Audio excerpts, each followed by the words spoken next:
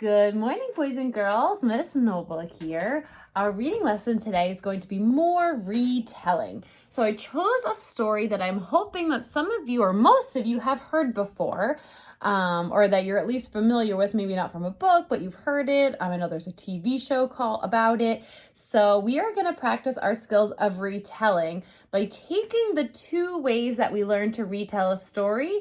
We talked about the characters, the setting, the problem, the solution, the beginning, the middle, the end. There are all these little different ways to retell a story. And today we're going to kind of put all of those together to retell it. Okay? So I chose the story Goldilocks and the Three Bears. So Miss Noble's going to read this to you now. And then afterwards, we will talk about how you're going to retell this story. So Goldilocks and the Three Bears. Once upon a time, there were three bears who lived in a little cottage in the woods. There was a great big father bear, a middle-sized mother bear, and a wee small baby bear.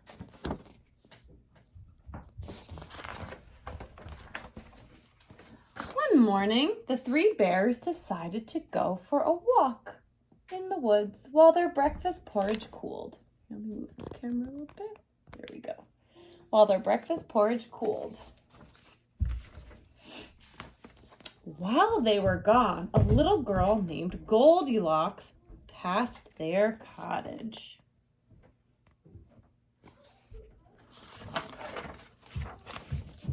She peeked in the window, and when she saw that no one was at home, she went inside. There on the table sat the three bowls of porridge. The porridge smelled so delicious that Goldilocks just had to have some.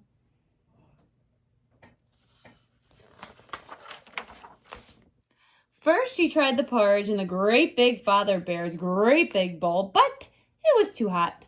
Next, she tried the porridge in the middle-sized mother bear's middle-sized bowl, but it was too cold. Then she tried the porridge in the wee small baby bear's wee small bowl, and it was just right, so she ate it all up.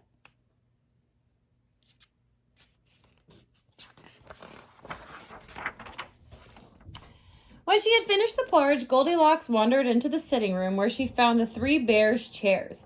First, she tried the great big father's great big chair, but it was too hard. Next, she tried the middle-sized mother bear's middle-sized chair, but it was too soft. Then she tried the wee small baby bear's wee small chair, and it was just right. So Goldilocks sat down in the chair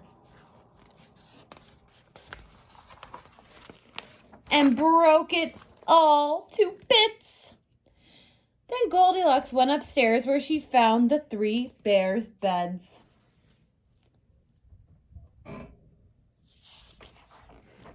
First, she tried the great big father bear's great big bed, but it was too hard. Next, she tried the middle-sized mother bear's middle-sized bed, but it was too soft.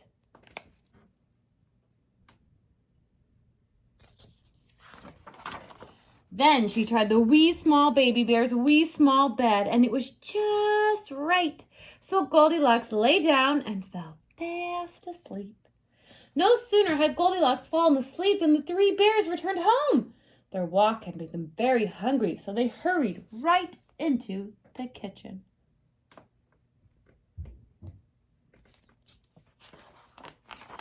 Goldilocks had left the spoon in the great big father bear's porridge. "Someone has been eating my porridge," said the great big father bear in his great big voice. The middle-sized mother bear saw the spoon had been left in her porridge as well. "Someone has been eating my porridge," said the middle-sized mother bear in her middle-sized voice. Then the wee small baby bear looked into his bowl of porridge. "Someone has been eating my porridge," cried the wee small baby bear in his wee small voice. And they'd eaten it all up. The three bears hurried into the sitting room.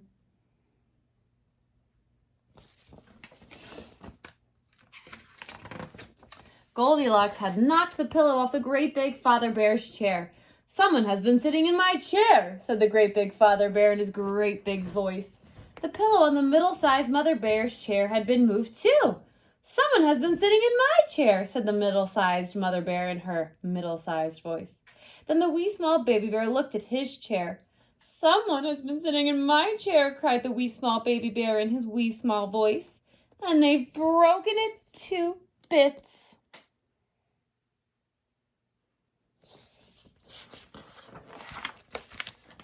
Then the three bears went upstairs. Uh-oh. Goldilocks had messed up the covers on the great big father bear's bed. Someone has been sleeping in my bed, said the great big father bear in his great big voice. The covers on the middle-sized mother bear's bed had been messed up too. Someone has been sleeping in my bed, said the middle-sized mother bear in her middle-sized voice. Then the wee small baby bear looked at his bed.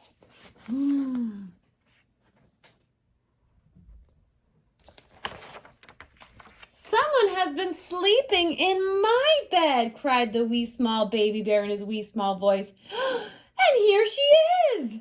Goldilocks woke with a start. That means she was surprised. Oh my goodness. She leaped out of bed, jumped through the window, clambered down from the roof, and ran away just as fast as she could go.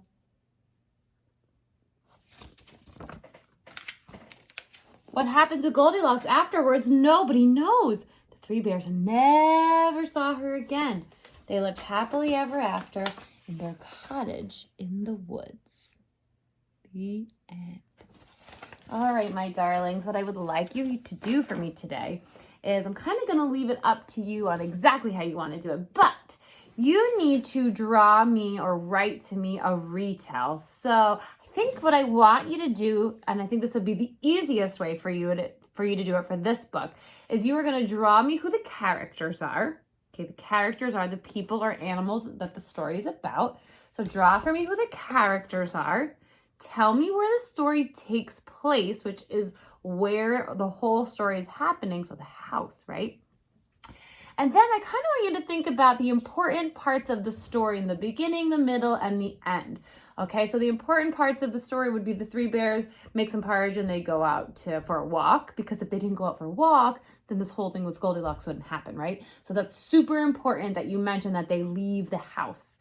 And then in the middle of the story, you could really quickly say Goldilocks tries out all of the bears' things or stuff in their house, right? And then at the end of the story, the bears find Goldilocks and she runs away. Okay, so what I want you to do is try to retell to me the story. You're going to draw pictures like your beginning, your middle, your end in those three boxes. But I also want you to do your characters and your setting. So maybe let me draw a real quick sketch for you on how it could look.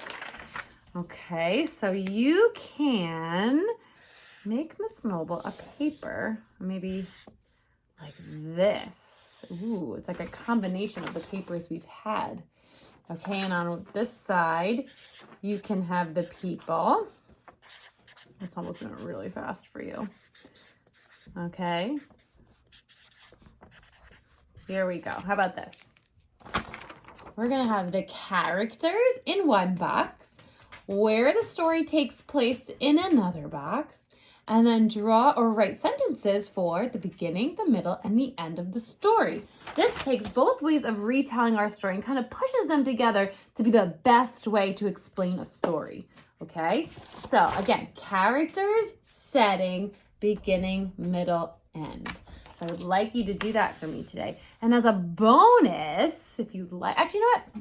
I'm not going to tell you. I think I'm going to have you do that tomorrow. Never mind. I lock it, put it in my pocket. Okay? All right, boys and girls, I will see you in a little bit. Good job or good luck retelling your story of Goldilocks and the Three Bears, and I will see you a little bit later. Bye-bye.